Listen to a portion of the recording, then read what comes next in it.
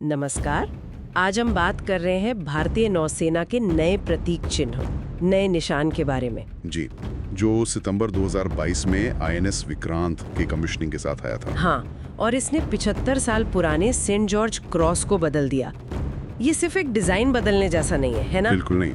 वो जो पुराना क्रॉस था वो ब्रिटिश रॉयल नेवी की विरासत थी। और ये नया वाला? ये प्रेरित है छत्रपति शिवाजी महाराज की नौसेना से, खास तौर पर उनकी राजमुद्रा का जो अष्टकोणीय डिजाइन है उससे। अच्छा, और शिवाजी महाराज को तो आधुनिक भारतीय नौसेना का एक तरह से जनक भी माना जाता है। जी हाँ, बिल्कुल। पर यहाँ एक अहम सवाल मन में आता है। देखिए, भारत का समुद्री इतिहास तो सदियों पुराना है। लोथल है, चोल साम्राज्य की नौसेना थी, ओडिशा के साधबा थे, केरल के मरक्कर। हाँ, बहुत समृद्ध इतिहास है। तो फिर इतनी सारी विरासतों में से शिवाजी महाराज की ही राजमुद्रा क्यों चुनी गई, वो भी तब जब उनके राज्याभिषेक को 350 साल पूरे हो रहे थे? ये एक बहुत अच्छा सवाल है और इसका जवाब शायद हमें एक अहम दस्तावेज में मिलता है, आज्ञा पत्र। आज्ञा पत्र, ये क्या है? ये हिंदवी स्वराज की राजकाज नीति मतलब स्टेट पॉलिसी पर एक बहुत महत्वपूर्ण दस्तावेज है। ओके। इसे लिखा था रामचंद्र पंत बावड़ेकर ने। वो शिवाजी महाराज के अष्टप्रधानों में सबसे युवा थे और वित्त मंत्री यानी अमात्य थे। ओह, रामचंद्र पंत। मैंने सुना है उन्होंने 5 छत्रपतियों के दौर में काम किया था। जी हाँ, और वो जो 27 साल लंबा युद्ध चला था उसमें उनकी बहुत अहम भूमिका थी। कहते हैं ये आज्ञा पत्र कौटिल्य के अर्थशास्त्र से प्रेरित था। और ये हम तक पहुंचा कैसे? मतलब 1716 के आसपास का है ये? हाँ, छत्रपति संभाजी द्वितीय ने पंत के निधन के तुरंत बाद इसे प्रकाशित करवाया था, नवंबर 1716 में। लेकिन आज ये हमें उपलब्ध है रामचंद्र गुंजीकर की वजह से। गुंजीकर? जी, आधुनिक मराठी के पहले उपन्यासकार माने जाते हैं। उन्होंने 1867 में विविध विज्ञान विस्तार नाम की पत्रिका में इसके कुछ हिस्से छापे थे, वरना शायद ये खो ही जाता। कमाल है। तो इस आज्ञा पत्र में नौसेना पर क्या लिखा है? कुछ खास? बहुत खास। इसकी शुरुआत ही एक बड़े दमदार कथन से होती है। लिखा है, नौसेना राज्य का एक स्वायत्त अंग है। स्वायत्त अंग मतलब ऑटोनॉमस बॉडी? हाँ, और आगे लिखा है, जैसे घुड़सवार सेना हमें भूमि पर नियंत्रण देती है, वैसे ही नौसेना वाले समुद्र पर नियंत्रण रखते हैं। ये तो बहुत गहरी बात है उस जमाने के हिसाब से। बिल्कुल। तो क्या ये सिर्फ लड़ाई वाली नौसेना की बात थी, या फिर रामचंद्र पंत तो वित्त मंत्री थे, कहीं वो उस चीज की तरफ इशारा तो नहीं कर रहे थे जिसे आज हम ब्लू इकोनॉमी कहते हैं, मतलब समुद्री व्यापार, संसाधन? देखिए, ये सोचने वाली बात है और इसे समझने के लिए शायद हमें उस वक्त के कोंकण तट के हालात देखने होंगे। हाँ, वहाँ तो बहुत सारी ताकतें थीं। जी, पुर्तगाली, डच, अंग्रेज, फ्रांसीसी, फिर सिद्दी मुगल, सब। शिवाजी महाराज ने खुद विदेशी ताकतों से संघर्ष देखा था, जैसे गोवा या दीव की लड़ाइयाँ। उन्होंने देखा था कैसे ये लोग भारतीय संपत्ति लूट रहे हैं। तो मतलब उन्होंने ये समझ लिया था कि जमीन के साथ साथ समंदर पे पकड़ भी जरूरी है स्वराज के लिए। बिल्कुल सही। इसीलिए तो उन्होंने किले बनाने पर जोर दिया। नए किले बनवाए, जैसे सिंधुदुर्ग 1664 में। हाँ, सिंधुदुर्ग। पुराने शिलाहार युग के किलों पर कब्जा किया, जैसे विजयदुर्ग 1653 में। और जो किले विदेशियों के पास थे उन पर भी कब्जा किया।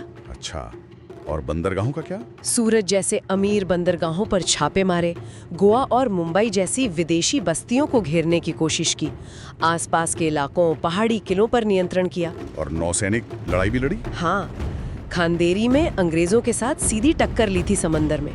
वो एक मशहूर लड़ाई है। और शिवाजी महाराज के बाद भी ये सोच जारी रही। जी हाँ, छत्रपति संभाजी महाराज ने भी जंजीरा की सिद्धियों और पुर्तगालियों के खिलाफ आक्रामक रवैया रखा।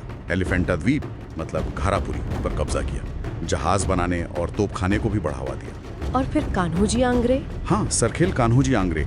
उन्होंने मराठा नौसेना को 27 साल के युद्ध के दौरान भी संभाले रखा और विदेशी ताकतों के लिए बड़ा सरदर्द बने रहे। पेशवाओं के दौर में भी विस्तार हुआ था शायद? हुआ था। बालाजी विश्वनाथ, बाजीराव प्रथम, नाना साहेब प्रथम, इनके समय में पश्चिम तट पर काठियावाड़ से उत्तर कन्नाडा तक और पूर्वी तट पर कोरोमंडल और उड़ीसा तक प्रभाव फैला। वसई में पुर्तगालियों पर जीत भी बहुत अहम थी। लेकिन फिर ये जो समुद्री सोच थी, ये कमजोर कैसे पड़ गई इतनी मजबूत शुरुआत के बाद? ये एक दुखद पहलू है। धीरे धीरे क्या हुआ कि हिंदवी स्वराज्य एक तरह का कॉन्फेडरेशन बन गया और उसका ध्यान उत्तर भारत की तरफ ज्यादा चला गया। ग्वालियर, बड़ौदा, इंदौर कोई एक मजबूत समर्पित समुद्री सहयोगी नहीं रहा। और शायद तकनीकी पिछड़ापन भी। हाँ बिल्कुल, यूरोप में उसी दौरान औद्योगिक क्रांति हो रही थी। उनकी नौसैनिक तकनीक तेजी से आगे बढ़ी। हम उस रफ्तार से तालमेल नहीं बिठा पाए और अंग्रेजों ने मुंबई, चेन्नई, कलकत्ता जैसे बंदरगाहों पर अपनी पकड़ बहुत मजबूत कर ली। ये तो सच में विडंबना है।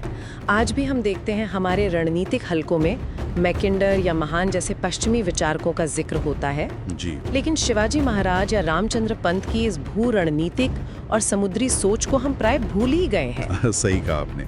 और दुख की बात यह भी है कि आज्ञा पत्र की जो मूल प्रति है वो आज मौजूद नहीं है, गायब है, और इस पर कोई बहुत गहरा शोध या विश्लेषण भी नहीं हुआ है। ओह, स्रोत लेख कुछ अनसुलझे सवाल भी छोड़ता है, जैसे आज्ञा पत्र का असली मकसद क्या था? क्या ये यूरोप के उस पुराने सिद्धांत मेरे क्लॉसम यानी बंद समुद्र को चुनौती देना था? अच्छा, और क्या हिंदवी स्वराज्य की नजर जंजीबार, अदन, बसरा तक अपने समुद्री दायरे को बढ़ाने पर थी? क्या यूरोप और पश्चिमी एशिया के साथ सीधे नौसैनिक व्यापार से पैसा कमाने की कोई बड़ी योजना थी? ये सब सवाल हैं जिनके जवाब शायद हमें कभी ना मिले। तो फिर इस पूरी बातचीत से हम क्या समझें? नौसेना का ये नया निशान, शिवाजी महाराज की राजमुद्रा, ये क्या महज एक प्रतीक है? देखिए, प्रतीक तो ये है ही, और बहुत शक्तिशाली प्रतीक है। ये उस भूली हुई या कहिए भुला दी गई समुद्री महत्वाकांक्षा और दृष्टि की याद दिलाता है। स्रोत ये तर्क देता है कि ये निशान हमें याद दिलाता है कि जैसे आज हम आधुनिक विमान वाहक पोत बना सकते हैं और बना रहे हैं जी, वैसे ही हमें बड़े मालवाहक जहाज मतलब फ्रेट लाइनर्स बनाने पर भी उतना ही ध्यान देना चाहिए। यानी कि एक समुद्री भारत ही आत्मनिर्भर भारत का आधार बन सकता है। बिल्कुल, यही सोच शायद उस आज्ञा पत्र में भी कहीं छिपी थी। और अंत में वो विचार जो स्रोत हमें देता है सोचने के लिए। हाँ, एक जरूरी बात कि हमें अपनी ऐतिहासिक रणनीतिक चूकों का, गलतियों का ईमानदारी से विश्लेषण करना चाहिए, क्योंकि उनकी कीमत बहुत भारी पड़ी है। जी हाँ, हमने अपनी स्वतंत्रता खोकर वो कीमत चुकाई है, और अगर हम उन गलतियों से सीखेंगे नहीं तो इतिहास खुद को दोहरा सकता है। हमारी आज़ादी फिर से खतरे में पड़ सकती है। ये एक गंभीर चेतावनी।